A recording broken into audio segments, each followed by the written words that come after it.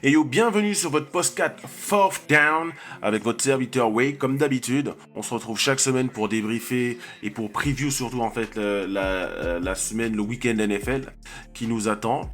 Alors là, on est en week 7. Ça commence ce soir au moment où j'enregistre l'émission. Là, il est jeudi soir très tard. On a un match qui nous attend entre les Jaguars de Jacksonville et les Saints de la Nouvelle-Orléans en Nouvelle-Orléans. Donc voilà, je vais cette fois-ci, malheureusement aujourd'hui débriefer, enfin preview tout seul. La semaine prochaine, on aura une émission un peu plus spéciale. Je vous en dis pas trop, mais vous le verrez bien assez tôt la semaine prochaine. En attendant, je vais débriefer tous les matchs, je vais preview tous les matchs de la semaine, sauf celui qui oppose les Jaguars à la Nouvelle-Orléans. Vu que le temps que je poste le podcast, le match aura déjà eu lieu, on aura déjà le résultat, donc en mon sens, ça ne sert à rien. Alors, on va commencer par le premier match de dimanche. Le premier match de dimanche, c'est un match qui oppose donc les Raiders de Las Vegas aux Bears de Chicago. Alors, ce sont deux équipes qui sont pas au mieux cette saison, surtout les Bears de Chicago, sur qui j'avais misé. D'ailleurs, en pré-saison, pour qu'ils se qualifient en playoff, là, ça va être un peu compliqué à mon avis. D'autant plus que Justin Fields s'est blessé la semaine dernière. Donc là, on aura Tyson Bagent en tant que titulaire, quarterback rookie. Alors, qui a fait ce qu'il a pu la semaine dernière. Il a réussi à ramener son équipe dans le match, à recoller au score. Mais ça n'a pas été suffisant. Il a notamment perdu un fumble qui a été retourné pour touchdown. Donc ça, c'est toujours un peu compliqué de gagner un match quand en plus de cela, tu commets un fumble alors que tu essaies de revenir au score. Donc c'est très compliqué. Il a montré de belles choses. Il a été tough, comme on dit en anglais. Il a été tenace. Mais ça n'a pas été suffisant pour décrocher la victoire la semaine dernière face à Minnesota. Côté Raiders, donc ils ont gagné face aux Patriots difficilement, face à mes Patriots difficilement. Jimmy Garoppolo s'est blessé, on ne sait pas trop ce qu'il en est, ce qu'il en sera de sa blessure. Là, on a Brian Hoyer qui est arrivé et qui a fait une bonne intérim. Bon, après, face aux Patriots, il est habitué, c'est une équipe qu'il a draftée. Donc, Brian Hoyer connaît les tendances de Bill Belichick et de son fils Steve. Donc voilà, il avait un petit peu, si vous voulez, les réponses au test, si vous voulez. Donc, il a fait un bon match, en prenant la relève de Jimmy Garoppolo. Et il a pu permettre à son équipe de gagner la semaine dernière. Donc ici, avantage, à mon avis, aux Raiders de Las Vegas face à Chicago. D'autant plus que la défense de Chicago, qui a montré du mieux sur les 2-3 derniers matchs. Mais ça, je pense que ça sera quand même difficile. Même si la défense de Chicago a montré du mieux. Avantage Las Vegas pour moi pour ce match. Donc si vous avez à miser, partez sur les Raiders à mon avis. Deuxième match du Red Zone de dimanche oppose les Browns de Cleveland aux Colts d'Indianapolis. Alors celui-là aussi il est intéressant dans le sens où les Colts ont perdu Anthony Richardson, on l'a vu jusqu'à la fin de la saison, donc on le reverra que l'année prochaine, le quarterback rookie. Il a montré des choses plutôt intéressantes lors des matchs qu'il a pu jouer cette année. Donc les Colts d'Indianapolis qui sont une équipe qui a galéré la semaine dernière, il faut dire, face aux Jaguars de Jacksonville. Gardner Minshew, le quarterback remplaçant, a lancé 3 interceptions. Alors c'est toujours difficile de gagner un match quand on lance 3 interceptions. Mais c'est une équipe qui est tenace et les Colts d'Indianapolis, elle est plutôt bien coachée. Alors c'est pas la meilleure défense de la ligue, très honnêtement. Mais ils seront à domicile, donc il faut toujours faire attention à ce genre de position quand on rencontre des équipes à domicile un peu prétendues plus faibles. Justement, les Colts peuvent offrir une performance tout autre face à leurs supporters. Donc, même si défensivement, donc, je disais, les Colts sont plutôt moyens.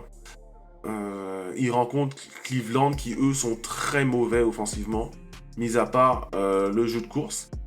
Donc, la victoire de Cleveland est tout à fait envisageable, puisque la défense de Cleveland est la deuxième meilleure défense de la ligue, après celle des 49ers. Donc, encore une fois, si Cleveland remporte ce match, ce sera grâce à sa défense et pas grâce à son attaque, hein, comme ils l'ont fait la semaine dernière, en surprenant tout le monde. Lorsqu'ils ont battu les 49ers, c'est une victoire de la défense et pas de l'attaque. Hein, parce que PJ Walker, le quarterback qui a remplacé Deshaun Watson, a lancé 2 interceptions. Alors, il n'a pas été mauvais, mais il n'a pas été transcendant pour son premier match. Il sera sûrement meilleur face à une défense plus faible. Cependant, voilà, je pense que le salut des Browns de Cleveland passe par le jeu de course et donc Jeremy Ford et Kareem Hunt. Si vous deviez parier, je vous conseillerais de parier sur ces 2 joueurs-là pour ce dimanche. Alors, on va passer à un match qui m'intéresse beaucoup, hein, vous le savez, moi je suis grand supporter des Patriots depuis plus d'une dizaine d'années. On rencontre donc les Bills de Buffalo à New England. Alors, à prime abord, le match est complètement déséquilibré, puisque mes Patriots n'ont pas montré grand-chose sur les 3 derniers matchs, pour ne dire rien du tout. On a marqué un touchdown offensif sur les 3-4 derniers matchs. Donc c'est inquiétant. C'est une saison à oublier, hein, clairement. Si on perd ce match-là, voilà, la saison sera déjà finie, même si elle est peut-être déjà un petit peu. Mais c'est une saison à oublier. On n'est pas habitué à ça de côté de New England, donc c'est vrai que c'est bizarre de se retrouver dans la peau d'une équipe nulle, mauvaise. Mais ça ouvre aussi des perspectives sur l'année prochaine. On sait qu'il y a des quarterbacks à aller chercher à la draft. Il y a des linemen offensifs à aller chercher à la draft. Donc on peut très vite reconstruire ce roster, d'autant plus que défensivement, il n'y a pas grand-chose à toucher. Le gros du boulot est à faire offensivement. Mais ce n'est pas le point fort de notre head coach. Alors certains appellent à son départ. Moi, je ne suis pas de ceux-là. Je pense que Bill Belichick a mérité qu'on le laisse partir quand il veut plutôt.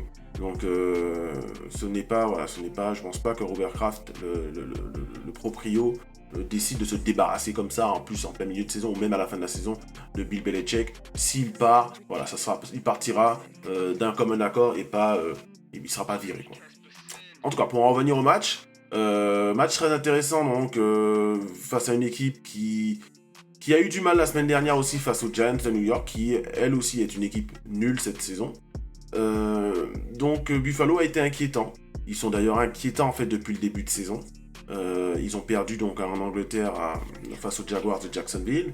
Là, ils enchaînent avec une victoire poussive face à New York, même si c'est un peu une rivalité de région, hein, parce que ce sont des régions voisines. Si je ne me trompe pas, ou en tout cas Buffalo se retrouve dans l'État de New York et New York. New York, la ville de New York se trouve dans l'État du New Jersey, donc voilà, il y a une petite rivalité État de New York, ville de New York. Mais voilà, ça n'a pas été un match bon de la part des Buffalo, même s'ils ont gagné. Donc ils vont tomber face à une défense qui sera meilleure que celle de New York, hein, celle de New England, ça il faut pas le nier, avec le retour de Jack Jones notamment. Allez, on va faire parler le cœur plutôt que la raison. C'est un des upset alerts de cette semaine. Je pense que mes Patriots, peuvent l'emporter face aux Bills de Buffalo dans un match de division. Donc c'est des matchs toujours un peu âpres et durs à disputer. Ensuite, nouveau match de division. Les Commanders de Washington se déplacent donc chez les Giants de New York. Alors les Giants de New York sont toujours sans leur quarterback titulaire, Daniel Jones. Ils vont peut-être retrouver Saquon Barkley. Intéressant de voir ce qu'il va apporter à cette attaque sans le quarterback titulaire et avec Tyrod Taylor en tant que quarterback face à une équipe de Washington qui a du mal face à la passe. On connaît la faiblesse de la défense aérienne des Commanders de Washington, mais face à une offense qui, elle, est vraiment très, très, très potable et très, très bonne depuis le début de saison avec le nouveau coordinateur offensif Eric Bieniemy. Je pense que Washington a l'avantage. Je crois beaucoup en Samuel. Il m'impressionne depuis qu'il a commencé cette saison en tant que titulaire.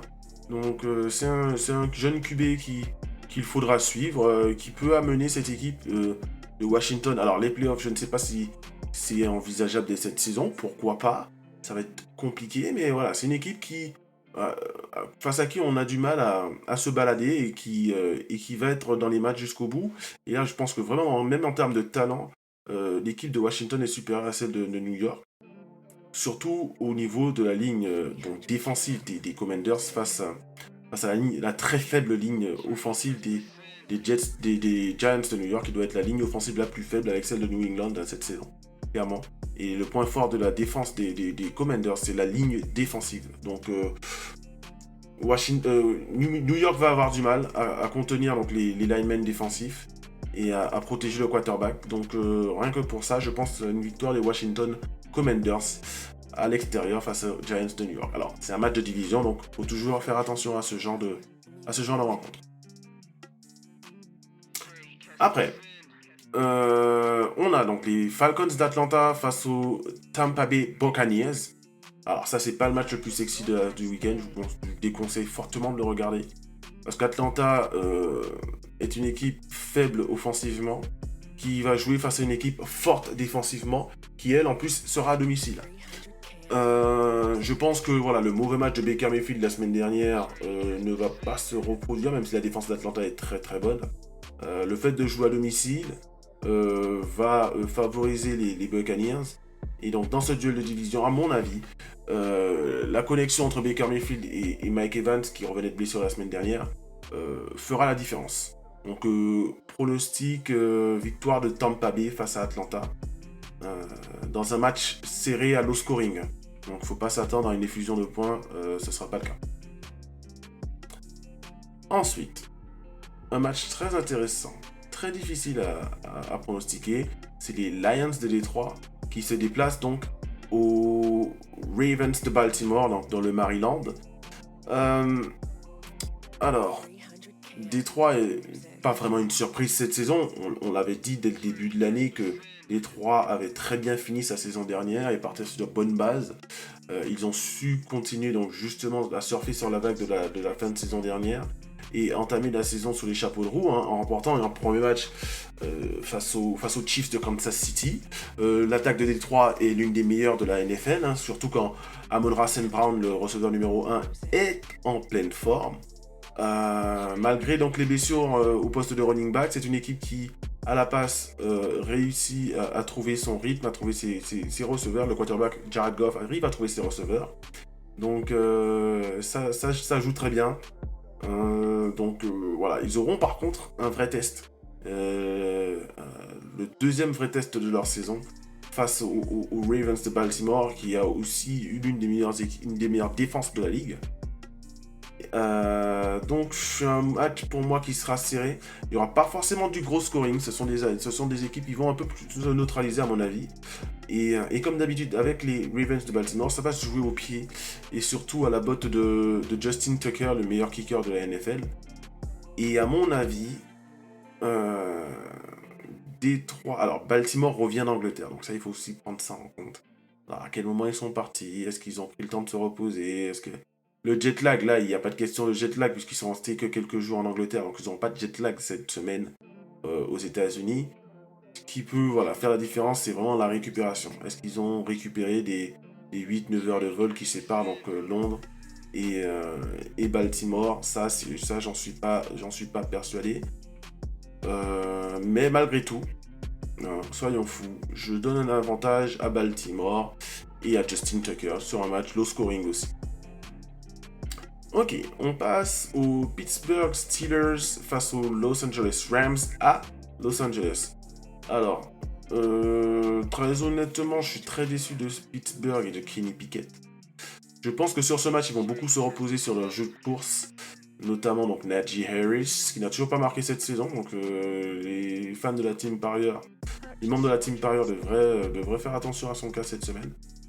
Face aux Rams de Los Angeles qui ont retrouvé Cooper Kupp. Donc ça fait plaisir. Matthew Stafford, un peu moins au possesseur de Puka Nacua en fantasy NFL. Mais voilà, c'est une équipe qui tourne bien, malgré tout les Rams de Los Angeles, bien meilleurs que ce qu'on pensait en début de saison. Donc ici, léger avantage à Los Angeles, et je dirais même victoire des Rams face à Pittsburgh, parce que l'attaque des Rams va trouver son rythme. Maintenant que Cooper Kupp est de retour, je pense que ça va enlever beaucoup de pression à Matthew Stafford. Et même si la ligne défensive de Pittsburgh menée par TJ Watt est excellente,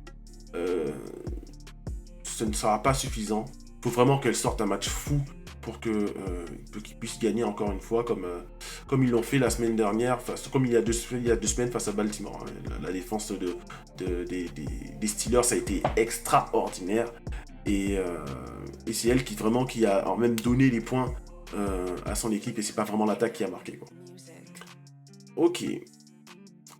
Autre match de division, les Cardinals d'Arizona se rendent à Seattle face aux Seahawks. Alors, très intéressant.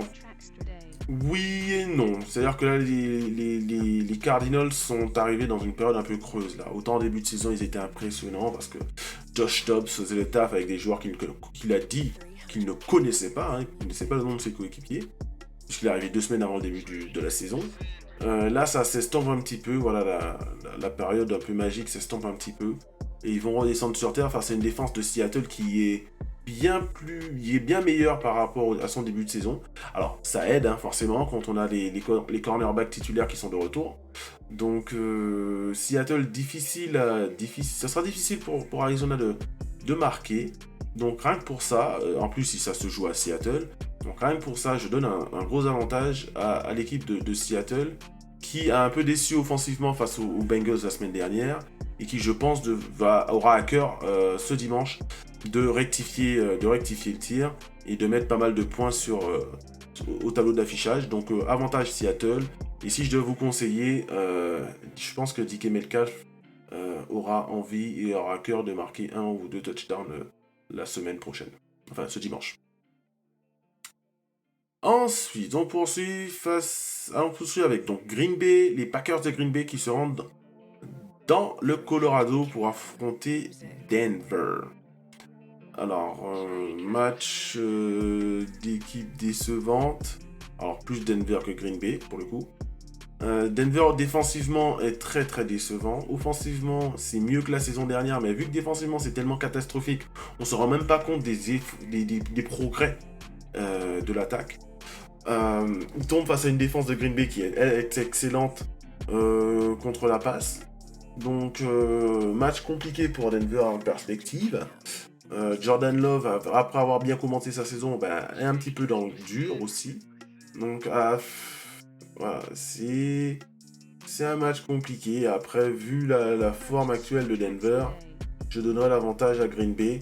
Donc, victoire de Green Bay, à mon avis, hein, surtout si Aaron Jones transperce sa défense de Denver, comme l'ont fait tous les running backs cette saison.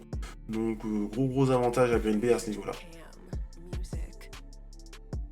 On arrive sur l'une des affiches de la semaine. Les Chargers de Los Angeles se rendent aux Chiefs à Arrowhead, dans le Missouri, pour affronter les Chiefs de Kansas City. Donc en gros, c'est Justin Herbert contre Patrick Mahomes. Ça va être très sympathique. Mais à mon avis, les Chiefs... Alors tiens, avant de donner vraiment mon avis, il faut remettre les choses dans leur contexte. Et les Chiefs ont la 2e meilleure défense NFL. Si on regarde les statistiques au nombre de points encaissés par match, les Chiefs ont la 2e meilleure défense NFL. Mais par contre, ils ont l'une des pires attaques NFL. Donc, et ça, on n'aurait pas... on se serait pas attendu à ça en début de saison. Alors, bien évidemment, Patrick Mahomes se retrouve un peu esselé avec Travis Kelce, puisque les autres receveurs sont plutôt moyens. Il y a toujours pas... Alors, le running game est meilleur qu'auparavant, mais c'est toujours pas très impressionnant, même si Pacheco fait le travail plus que correctement. Donc les Chiefs, offensivement, c'est compliqué. Alors, ils tombent face à une équipe des Chargers qui, elle, défensivement, n'est pas très bonne non plus. Même si ils ont bien tenu le coup face aux Cowboys de Dallas. C'est une équipe qui est l'une des pires à la passe et contre la course. Donc, cependant, comme je l'ai dit, voilà, les Chiefs, eux, cette année, ne sont pas bons à la passe. Donc le match-up ici serait presque favorable aux Chargers. Et si mon choix, parce que là il faut être honnête aussi, puisque j'ai choisi les Chargers pour remporter la division. Si les Chargers veulent remporter la division, il faut absolument gagner ce match parce que les Chiefs sont déjà à 5 victoires et une défaite. Et donc il faut les rattraper. Je pense que les Chargers, bien évidemment, ont le talent pour le faire. Alors est-ce qu'ils vont le faire? Ça, c'est autre chose. Mais le talent, ça, ils l'ont. Donc ici, avantage aux Chargers. Dans un duel de division, il faut faire attention aussi. Hein. Dans un match qui ne sera pas forcément très haut scoring. L'affiche de la semaine, on y arrive. Ce Sunday Night Football, c'est les Dolphins de Miami qui se rendent plutôt à Philadelphie, en Pennsylvanie, affronter les Eagles. Alors, les Eagles, c'est une équipe qui est décevante depuis le début de saison. Vraiment décevante depuis le début de saison. Certes, ils ont 5 victoires et une défaite, ça c'est indéniable. Mais comme je ne suis pas d'accord avec justement Bill Parcells qui disait You are what your record says you are. Tu es ce que ton bilan dit que tu es. Donc, grosso modo, tu es ce que ton bilan représente. Mais je suis pas d'accord. Ici, clairement, le bilan des Eagles était vraiment flatteur par rapport à ce qu'ils ont proposé sur le terrain. Ils ont un calendrier ultra simple. Donc c'est pour ça que, surtout en début de saison, c'est pour ça qu'ils sont arrivés à 5-0. S'ils avaient rencontré des équipes un peu meilleures, ils n'auraient pas du tout le même bilan et on parlerait des Eagles de Philadelphie, sûrement pas comme un des favoris cette année. Alors pour moi, ils ne le sont pas. Justement pour les raisons que j'ai citées, hein, ils n'ont pas été bons, surtout offensivement, cette saison. Défensivement, ça va, mais c'est moins bon que l'année dernière. En même temps, l'année dernière, ils ont été exceptionnellement bons, mais là, cette année, c'est vraiment moins bon, c'est vraiment moyennasse. Et offensivement, il y a vraiment beaucoup de soucis. Jalen Hurts a lancé 3 interceptions la semaine dernière face aux Jets de New York, et donc il y a ces 3 interceptions qui ont précipité la défaite, en fait, la première défaite des Eagles de Philadelphie. Donc il faudra faire attention à Jalen Hurts et à sa connexion avec ses receveurs extérieurs. Côté Miami, donc c'est une équipe qui est l'une des plus sympas à regarder en NFL, hein, parce que si vous voulez voir des points, il faut regarder les matchs de Miami en général. C'est la meilleure attaque NFL, avec une défense plutôt correcte, mais bon, ils mettent tellement de points, c'est toujours difficile de garder les équipes, d'empêcher les équipes de marquer. Donc c'est une équipe qui, pour moi, est meilleure cette année, sur le papier, que les Eagles de Philadelphie. Donc je suis vraiment enclin à désigner les Miami Dolphins favoris face aux Eagles de Philadelphie. Donc je vous propose de parier sur la victoire des Dolphins ce dimanche à Philadelphie. Même si c'est toujours un terrain où il est compliqué de gagner. Vu la forme de Philadelphie ne m'inspire pas confiance. Voilà, donc victoire des Dolphins ce dimanche. Et puis pour clôturer ce podcast un peu particulier, hein, encore une fois, je suis tout seul. Mais bon, je suis tout seul, mais la semaine prochaine, j'ai vraiment une énorme surprise, ça va être vraiment fun. On va clôturer donc avec les 49ers de San Francisco qui se rendent dans le Minnesota pour affronter les Vikings. Équipe qui a gagné donc les Vikings la semaine dernière. Face à une équipe qui a perdu pour la première fois la semaine dernière. Les Vikings ont gagné face à Chicago dans un match pas forcément convaincant. Hein, les Vikings ont eu du mal face au deuxième quarterback de Chicago. Donc c'est une équipe qui voilà cette année est elle aussi très décevante. C'est partie de vraie déception de cette saison régulière pour l'instant. Je ne les vois pas se qualifier pour les playoffs et je ne les vois pas battre non plus la meilleure équipe NFL cette année. Alors certes, ils ont perdu la semaine dernière face aux Browns de Cleveland dans un match compliqué, mais dans un match qu'ils doivent gagner, hein, malgré un très mauvais match, il faut le dire, hein, de Brock Purdy et de l'attaque des Niners. Ils étaient à un coup de pied, un field goal de 40 yards de remporter le match. Et malheureusement, le field goal de 40 yards a été raté par le kicker rookie. Ça fait toujours mal de rater ce genre de coup de pied qui aurait pu donner la victoire. Et moi, ça m'a fait beaucoup de mal. Alors, vous le savez tous, j'ai parié pour San Francisco, dans le sens où j'ai mis qu'ils seraient l'équipe qui resterait le plus longtemps invaincue. Et alors, ça a été le cas, mais ils ont été ex-aequo avec les Eagles de Philadelphie. Donc, si Jake Moody avait mis son coup de pied, j'aurais passé une cote à 10 au lieu d'une cote à 5,5. Mais bon, c'est pas grave, la cote est quand même validée, mais à moindre coût à plus faible coût qu'originalement prévu. Mais bon, c'est pas grave, on s'en contente, hein. You can go broke making a profit, comme on dit en anglais. Donc, c'est un match où, voilà, je pense que les 49ers auront encore de se réveiller, puisque offensivement, ils n'ont rien proposé la semaine dernière. Défensivement, Minnesota a bien tenu le coup, et encore une fois, ils ont eu du mal face à Chicago. Donc, s'ils ont eu du mal face à Chicago, ils auront énormément de mal à contenir l'attaque des Niners, qui, à mon sens, ne peut pas faire deux très mauvais matchs d'affilée. Hein. Avec le head coach qu'ils ont, c'est juste inconcevable. Donc, pour moi, large victoire des Niners. Hein. Ils vont marquer 30 points dans ce match, ça, je vous le garantis. Après, reste à savoir combien de points vont marquer les Vikings. Et ça, Kirko, on ne sait pas trop comment il va réagir face à la ligne défensive des 49ers. Et oui, autre élément à ajouter, Kirko en prime time, puisque c'est un match en prime time. Kirko en prime time, en général, il se fait bouffer par la lumière. Hein, ils font comme neige au soleil, donc attention. Attention, là ça peut être une boucherie. Alors je l'ai pas beaucoup dit cette semaine, mais ça c'est boucherie potentielle. Boucherie potentielle, c'est un vrai potentiel boucherie, ça peut être vraiment moche très rapidement. Peggy 18 quoi. De toute façon Peggy 18, clairement. Ok.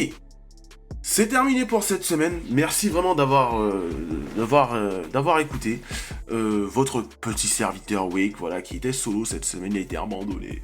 Triste. Non, je rigole. Mais voilà, j'étais solo cette semaine pour faire le preview de la week 7 NFL. Je vous donne rendez-vous la semaine prochaine avec un podcast spécial. Je vous en dis pas plus. Vous le saurez très vite quand je ferai la promo. En attendant, prenez soin de vous. Et sur ce, peace!